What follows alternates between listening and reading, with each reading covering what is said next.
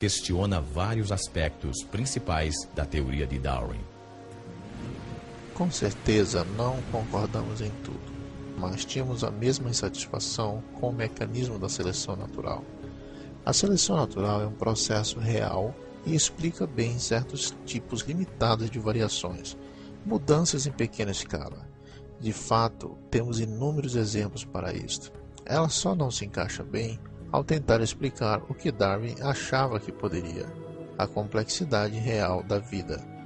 Tem-se o bico do tentilhão e tem-se o próprio tentilhão. Uma mudança pequenina na forma do bico versus a origem do próprio organismo. O problema principal para a biologia é entender exatamente onde a seleção natural funciona e onde não funciona, e por que existe tal diferença. A evidência é contundente e todos nós concordamos que se deixarmos que a evidência fale por si mesma, ela nos levará numa direção bem diferente, cada vez mais longe da seleção natural e indo em direção de uma conclusão diferente sobre a origem e natureza da vida na Terra.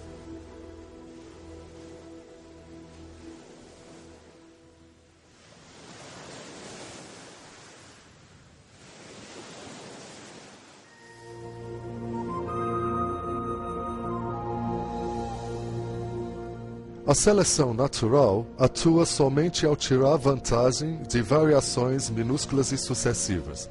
Ela nunca poderia dar um grande salto, mas avança a passos lentos, seguros e curtos.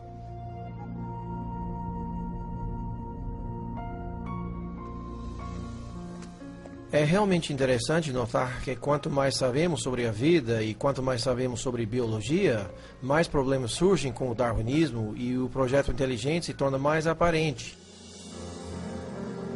Desde 1988, o Dr. Michael Behe pesquisa sistemas biológicos complexos que parecem desafiar a explicação pela seleção natural.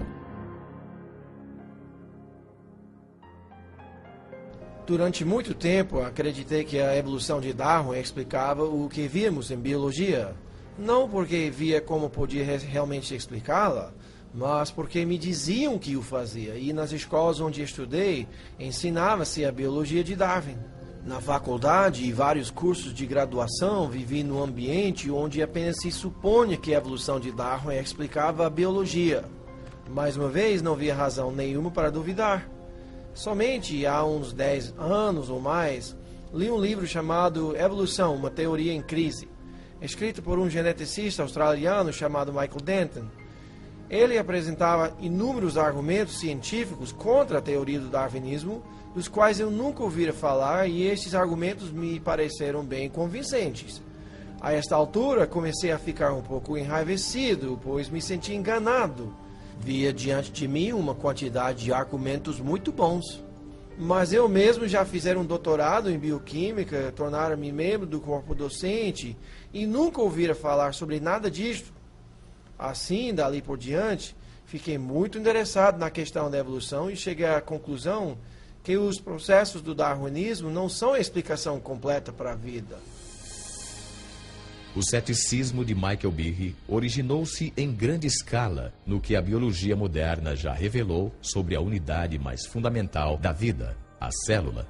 No século XIX, os cientistas achavam que a parte básica da vida, a célula, era apenas uma simples bolha de protoplasma, como um pedacinho de gelatina, que não era difícil de se explicar.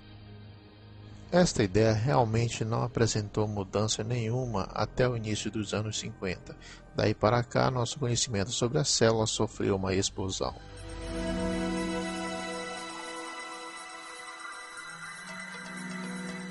Hoje em dia, tecnologias extraordinárias revelam inúmeros mundos microscópicos. Mundos tão pequeninos que um dedal cheio de uma cultura de bactérias contém mais de 4 bilhões delas. Todas abarrotadas de circuitos, instruções e máquinas em miniatura de complexidade tal que Charles Darwin jamais poderia ter imaginado.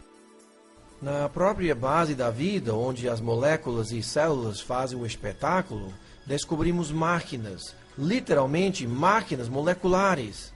Há minúsculos caminhões moleculares carregando suprimentos de um lado para o outro da célula.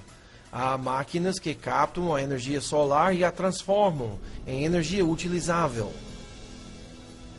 Há tantas máquinas moleculares no corpo humano quanto há funções que o corpo tem que fazer. Se parar para pensar na audição, visão, olfato, paladar, tato, coagulação do sangue, ação de respirar, reações imunológicas, verá que tudo isso requer um batalhão de máquinas. Ao observarmos estas máquinas, perguntamos-nos de onde vieram. E a resposta da evolução darwiniana, a meu ver, é muito inadequada. No início da década de 90, numa série de palestras acadêmicas, Behe revelou suas dúvidas sobre a capacidade da seleção natural de construir máquinas moleculares complexas. Uma destas máquinas atraiu-lhe particularmente a atenção. Lembro-me da primeira vez que eu li um livro de bioquímica e vi o desenho de uma coisa chamada flagelo bacteriano, com todas as suas partes e toda a sua glória. Ela possuía uma hélice, um gancho, um eixo e um motor. Olhei para aquilo tudo e disse, é um motor de polpa. Foi projetado, não há a mínima chance de ser uma montagem aleatória de peças. Estes motores moleculares que propulsionam a bactéria dependem de um sistema de partes mecânicas intricadamente organizadas. Estas partes entram em foco quando porções de uma célula são aumentadas 50.000 vezes no microscópio. Os bioquímicos usaram micrógrafos de elétrons como este, a fim de identificarem as partes e a estrutura tridimensional do motor flagelar. Neste processo, revelaram uma maravilha da engenharia numa escala minúscula.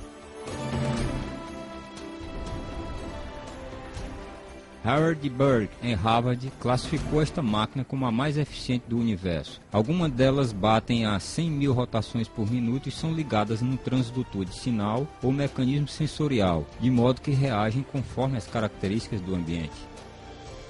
E embora girem com tal rapidez, podem parar num piscar de olhos. Leva somente 1/4 de revolução para pararem, mudarem de direção e começarem a girar a 100.000 RPM em outra direção. E, igual aos motores de polpa num barco, possuem muitas partes necessárias ao seu funcionamento.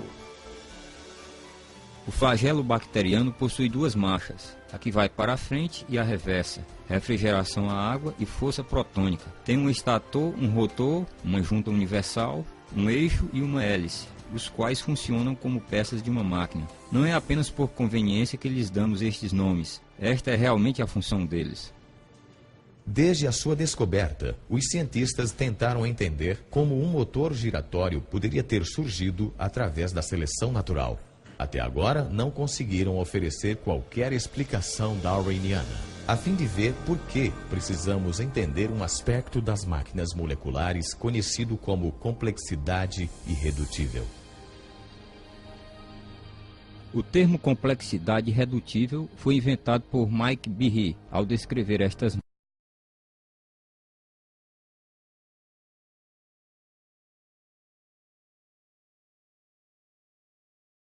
máquinas moleculares. O que se diz basicamente é que se tem muitos componentes numa organela ou sistema celular, sendo todos eles necessários ao seu funcionamento. Isto é, se você remove uma peça, então perde a funcionalidade desse sistema. A ideia da complexidade irredutível pode ser ilustrada por uma máquina não biológica conhecida, uma ratoeira. A ratoeira é composta de 5 partes básicas. Um gancho para segurar a isca, uma mola forte, um arame fino e arqueado chamado martelo. Outro gancho que prende o martelo no lugar e um suporte sobre o qual o sistema completo é montado. Se uma destas partes estiver faltando ou for defeituosa, o mecanismo não vai funcionar. Todos os componentes deste sistema irredutível complexo devem estar presentes de modo simultâneo para que a máquina possa desempenhar sua função. Pegar o rato. A complexidade irredutível também pode ser aplicada a máquinas biológicas, inclusive ao motor flagelar.